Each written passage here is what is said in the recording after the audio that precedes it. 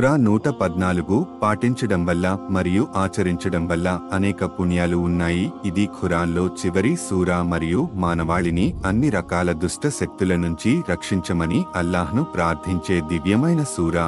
సుర అన్నాస్ యొక్క పుణ్యాలు. 1. రక్షణ పొందుట.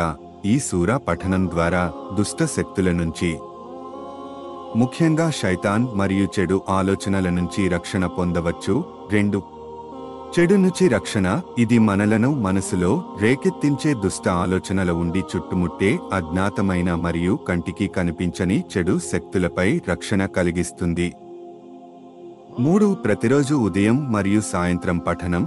ఈ సుర ప్రతిరోజు ఉదయం 3 సార్లు, సాయంత్రం 3 సార్లు చదవడం వల్ల రోగాల నుండి, ఆపదల నుండి, దుర్మార్గుల నుండి, దుష్టుల కంటి దోషాల నుండి ఉదయం, రాత్రి పఠిస్తే అల్లాహ్ మనలను చెడు ప్రదేశాల నుండి, చెడు ప్రభావాల నుండి రక్షిస్తాడు.